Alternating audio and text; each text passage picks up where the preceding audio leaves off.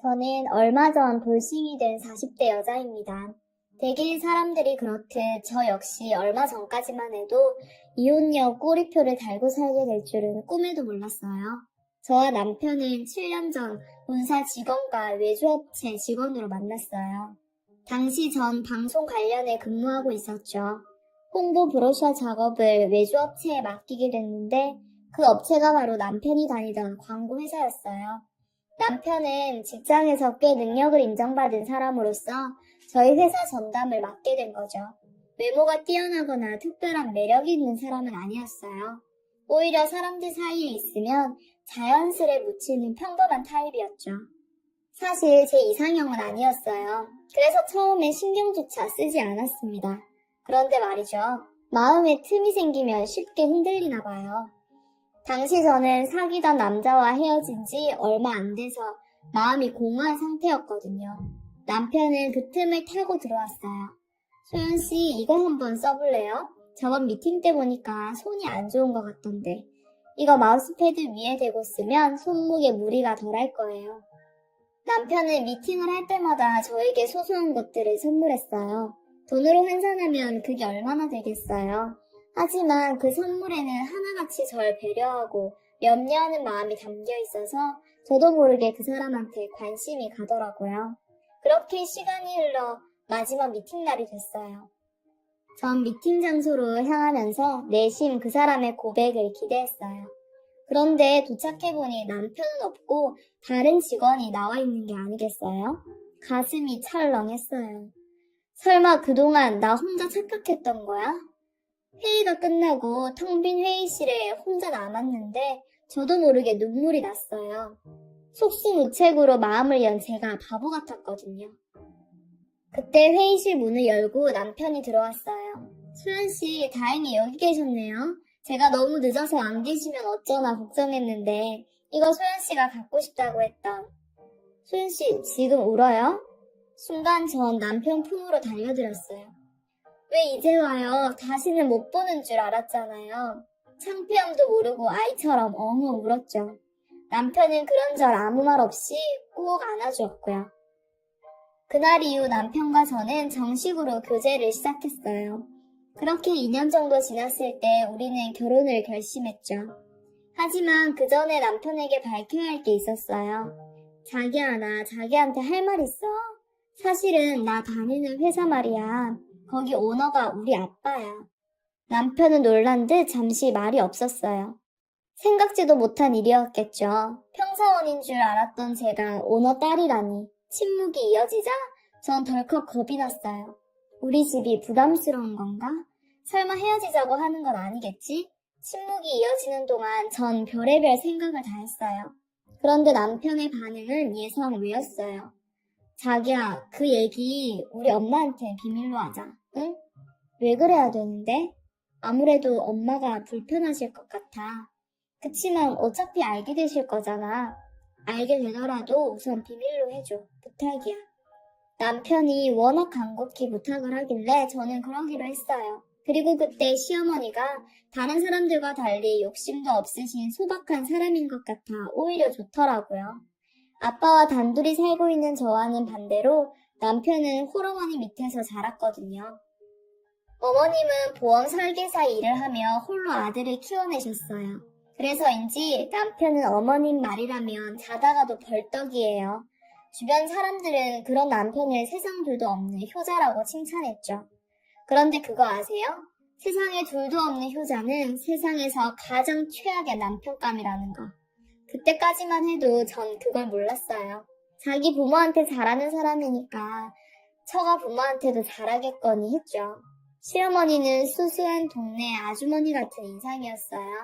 제가 손발이 찬 걸 어떻게 아셨는지 생강차를 보내주시면서 여자는 몸이 차면 안 된다고 걱정해 주셨죠. 어려서 일찍 엄마를 여의고 모정에 굶주려 있던 전 그런 시어머니의 배려에 감동을 받았고 앞으로 잘해드려야겠다고 생각했어요. 남편 쪽이 한참 기울어지는 결혼이었지만 아버지께서 제 뜻을 이해해 주셨고 그렇게 우리는 양가 반대 없이 결혼을 하게 됐어요. 그런데 신혼여행에서 돌아오는 날 사건이 터졌어요. 저희 친정 아버지가 중소기업 오너인 걸 예식장에서 친척들을 통해 알게 된 시어머니는 자신을 속였다며 방금 신혼여행에서 돌아온 아들의 뺨을 현관에 들어서자마자 때리셨어요. 그것도 며느리 앞에서 말이에요. 그날 저와 남편은 시어머니 마음을 풀어드리려고 여독이 쌓인 몸으로 쫄쫄 굶은 채 밤새 안방 문 앞에서 빌었어요. 그리고 그 일이 있은 지 얼마 뒤 시어머니는 여러 개의 보험 계약서를 제게 내미시고는 친정에 가서 사인을 받아오라고 했어요. 크게 사업을 하시는 분이니 이 정도의 계약은 해줄 수 있는 거 아니냐면서요.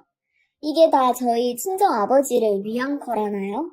하루라도 빨리 계약을 해야지 더 나이 들면 보험 가입도 안 된다고 어찌나 닥달하시던지 전 하던 설거지도 놓고 친정으로 가야 했어요. 하지만 결혼 후 처음 친정을 찾은 딸을 보며 반가워하시는 아버지 앞에 선뜻 계약서를 내밀 수는 없었죠. 그대로 계약서를 가지고 돌아왔어요. 그리고 시어머니께 사실대로 말씀드리고 죄송하다고 했죠. 그렇게 일이 잘 끝난 줄 알았는데 그날 밤 남편과 막 잠자리에 들렸는데 시어머니가 벌컥 방문을 열고 들어오셨어요. 그러고는 다짜고짜 남편의 뺨을 또 때리셨어요. 남편은 영문도 모르고 맞으면서도 연신 죄송하다고 손이 발이 되도록 빌었고요. 전 시어머니의 살기 어린 모습에 겁이 나서 아무 말도 못하고 서 있었죠. 네가 이 어미를 얼마나 업신여겼으면 이제 갓 시집온 며느리가 나를 지 부모한테 보험이나 팔아먹는 파렴치한 사람으로 보냐? 딸 자식 떠나보내고 큰 집에 덩그러니 남은 사돈 양반이 걱정돼서 그런 건데 이 마음을 장사치 속셈으로 알아? 아이고 내 팔자야. 이런 걸 모르고 내가 자식을 키웠나? 당신 엄마 말이 사실이야? 이리 와서 빌어. 당장 무릎 꿇고 엄마한테 빌란 말이야. 남편은 강제로 절 꿇어앉히고는 시어머니께 빌라고 강요했어요. 낯선 상황에 겁이 질린 전 무조건 빌었어요. 시어머니 앞에서 무릎 꿇고 빌며 당장 가서 사인을 받아올 테니까 화 푸시고 용서해달라고요. 제가 철이 없어서 어머님 깊은 뜻을 잘 몰랐다고 다 제 잘못이라고 말이죠. 그랬더니 시어머니의 표정이 확 달라지며 얘 아가 네가 그러면 내 체면이 뭐가 되니? 이 늦은 시간에 네가 계약서를 들고 친정에 가봐라. 사돈어른께서 어떻게 생각하시겠냔 말이다. 꼭 내가 널 들들 볶아서 등 떠밀려온 것처럼 보일 것 아니냐. 마침 내일이 토요일이니 애비랑 같이 가서 하루 자고 오는 걸로 하면 자연스럽지 않니? 너는 왜 이렇게 영리하지 못해? 배울 만큼 배운 애가? 결국 어머님 계획대로 다음날 남편과 전 친정으로 향했어요. 가는 길에 남편이 그러더군요. 어제는 미안해. 이래서 당신 집 형편 속이고 싶었는데 여보 정말 미안해. 고개를 푹 숙인 남편을 보자 그동안 이 남자가 어떻게 살아왔을지 훤히 보였어요. 그래서 더 가엽게 느껴졌어요. 친정 아버지는 저희 내외가 하루 지내러 왔다는 말에 무척 기뻐하셨어요. 그런 아버지 앞에 전 수십 장에 달하는 보험 계약서를 내밀었어요. 아버지는 아무 말 없이 사인해 주셨어요. 어찌나 죄송한지 전 고개를 들 수 없었죠. 그러지 마라. 안 그래도 보험을 몇 개 들어둘 생각이었다.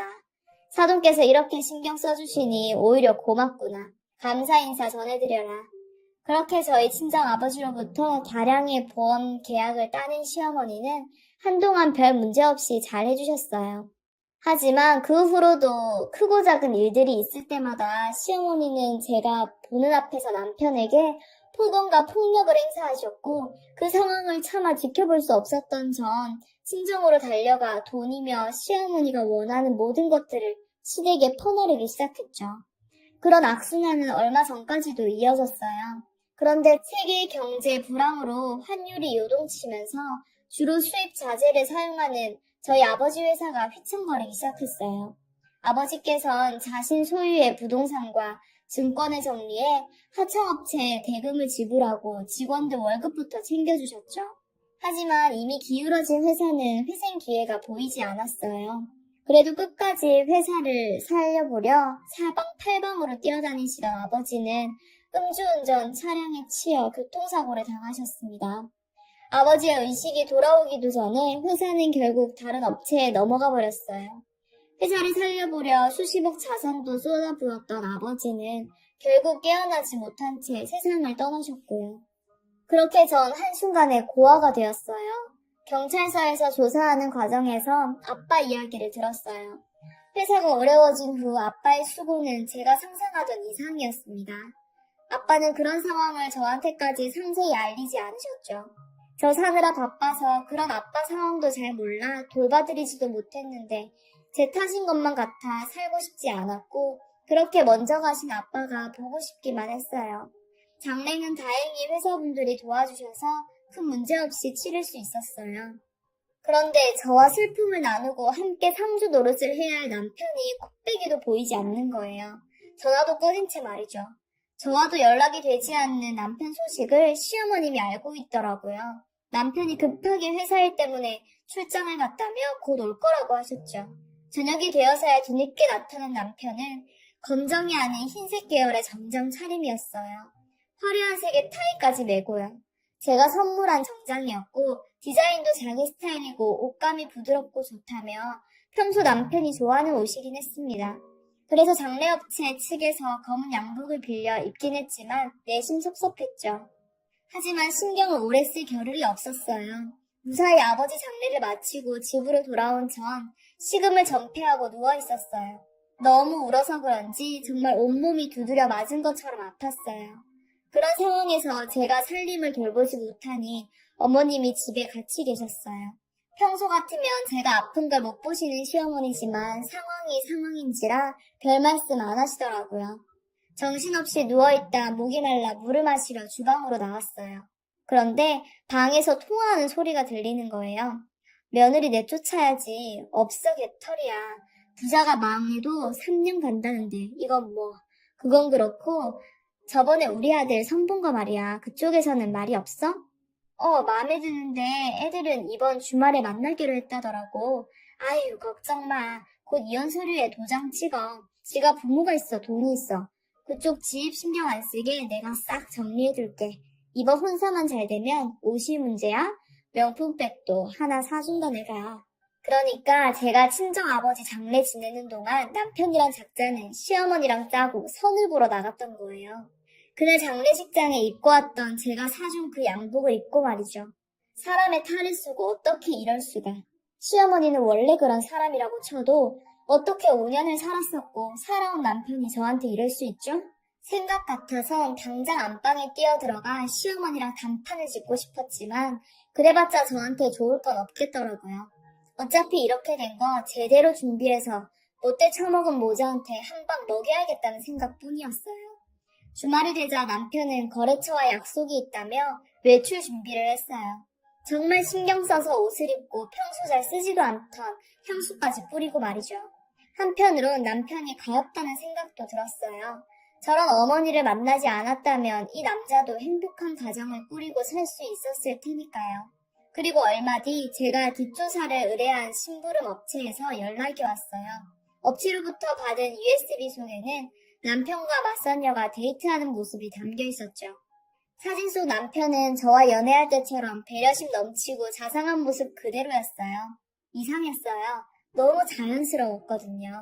강요에 못 이겨나간 사람이라고 느껴지지 않을 만큼 아니나 다를까 남편을 미행했던 업체 직원도 남편의 행동이 시어머니의 강요로 보이지는 않는다고 하더라고요. 현재 남편과 맞선녀는 진작에 혼담이 오고 가는 사이로 이미 상견례 날짜까지 잡혔다고 했어요. 약간의 추가금을 더 낸다면 상견례장 내부에 녹음기를 설치해 줄 수 있다고 하더라고요. 하지만 현행법상 당사자가 포함되지 않은 녹취는 재판에서 유리하게 사용될 수 없으니 잘 생각해보고 결정하라고 하더군요. 전 서둘러 전화를 끊었어요. 미칠 것 같았어요. 내 남편도 우리가 함께했던 시간도 그 어느 것도 이제 믿을 수 없게 됐으니까요. 생각해보면 결혼 전 저를 딸처럼 대해주셨던 거나 남편에 대한 시어머니의 욕설과 폭력 등 이 모든 게 다 연극이었던 거예요. 절 자신들 뜻대로 몰아가려는 의도된 연출이요. 그동안 날 기만하고 내 아버지 재산을 곶감 빼먹듯 빼먹은 이 짐승만도 못한 것들 당장이라도 죽여버리고 싶다는 생각뿐이었어요. 하지만 그러기 위해선 일단 참아야 했죠. 그리고 그날이 됐어요. 시어머니와 남편은 점심 약속이 있다며 각각 핑계를 대고 집을 나갔어요. 전 미리 정리해둔 짐가방을 들고 집을 나섰죠. 그리곤 강남의 한 한정식 집으로 향했어요. 그것도 우리가 결혼 전 상견례를 했던 곳이요. 로비에서 남편 이름을 대고 남편 이름으로 예약된 방을 안내받았어요. 그 방문을 열고 들어가 보니 상견례가 한창 진행 중이더군요. 남편과 시어머니는 절 보자 귀신을 본 사람처럼 놀랐어요. 어머, 어머니 여기서 뭐 하세요? 여보, 당신은 또 왜 여기 있어? 거래처 약속 있다더니 이분들이 거래처 분들이야? 근데 분위기만 봐서는 꼭 상견례라도 하는 것처럼 보이네. 안 그래요, 어머님? 제 등장에 상견례장 분위기가 엉망이 됐죠. 남편의 얼굴은 터질 것처럼 빨갛게 달아올랐고 시어머니는 이런 상황에서도 잔머리를 굴리기라도 하는지 눈알을 굴려댔죠. 저 맞선녀 부모 앞에 남편과 제 결혼사진을 내어놨어요. 이 사람들이 어떤 사람들인지 아세요? 중소기업 사장 딸인 저랑 결혼해서 우리 집 돈 다 빼먹고 제 아버지 돌아가시자마자 며느리 내쫓고 새 장가 들려는 인간 말종들이에요. 그러니 따님 신세 망치기 싫으시면 지금 돌아가시는 게 좋을 거예요. 맞선녀 측 부모는 모자를 향해 쌍욕을 퍼붓고는 딸을 데리고 방을 나갔어요. 그러자 남편이 본색을 드러냈어요. 미련한 곰인 줄 알았는데 백년 묵은 여우였네요.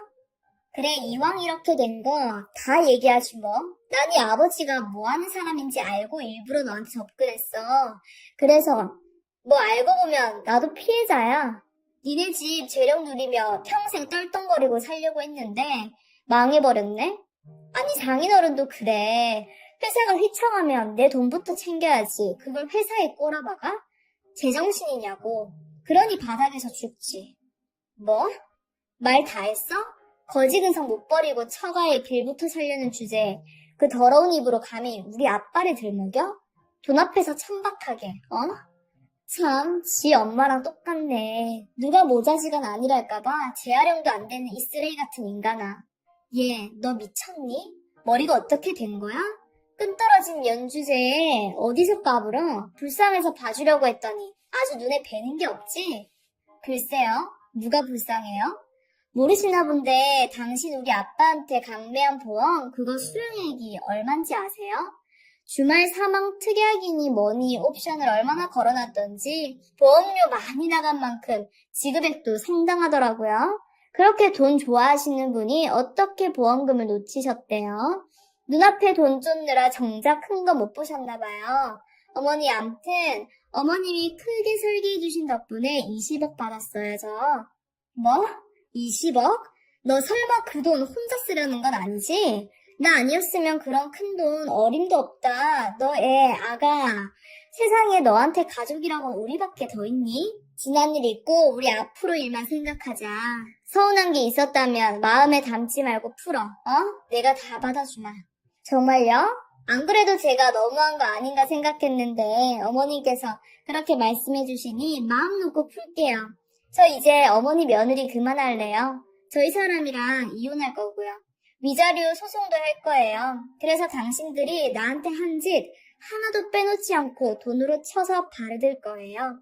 증거도 있고 기발분 사진 몇 장으로 위자료 청구가 가능해요. 그래서 준비했어요. 여기 오늘 이 자리에서 있었던 모든 내용들이 담긴 녹음기예요. 제 목소리까지 생생하게 담겼으니 증거 채택에도 문제 없겠네요. 그리고 저 이미 소송도 걸었어요. 아빠 회사 고문이셨던 변호사님이 그러시는데 이런 상황이면 이혼 위자료는 물론 저희가 아빠한테 회사 차린다고 빌려간 돈이랑 시어머님이 시시때때로 빌려갔던 급전까지 다 받아낼 수 있다고요. 저희 아빠가 사업가는 사업가셨더라고요. 그동안 당신한테 빌려준 사업 자금, 어머니께서 빌려가신 급전까지 하나도 빠짐없이 장부에 기록해 놓으셨더라고요. 빼도 박도 못하게 말이에요, 어머니. 결국 시어머니는 뒷목 잡고 쓰러졌고 그 와중에도 남편은 혼자 살겠다며 제 앞에서 무릎을 꿇고 살살 기더라고요. 이게 다 엄마가 꾸민 짓이라고 자긴 정말 날 사랑한다고 눈물 콧물까지 짜면서 거짓말하는데 정말 끝까지 최악이었어요. 전 요즘 이혼 소송부터 위자료 청구 소송, 사업자금 반환 소송까지 법원 문턱이 닳도록 뛰어다니고 있어요. 하지만 5년간의 결혼 생활을 돌이켜보면 적어도 지금이 그때보다는 수백 수천 배 더 행복하다고 자신해요. 며칠 후면 위자료 소송 결과가 나올 거예요. 변호사님 말씀이 액수가 문제지 승소는 걱정 말라고 하더군요. 뭐 많이 받으면 좋긴 하겠죠. 하지만 그보다는 사람의 마음을 가지고 장난치는 인간들은 결코 해피엔딩을 맞을 수 없다는 걸 법원 판결을 통해 똑똑히 보여줬으면 하는 마음이 더 커요. 이렇게 사연을 적다 보니 속이 시원하면서도 한편으론 허망하기도 하네요. 부디 여러분께서는 사랑에 속는 일 없이 행복하시길 바랍니다. 지금까지 긴 글 읽어주셔서 감사합니다.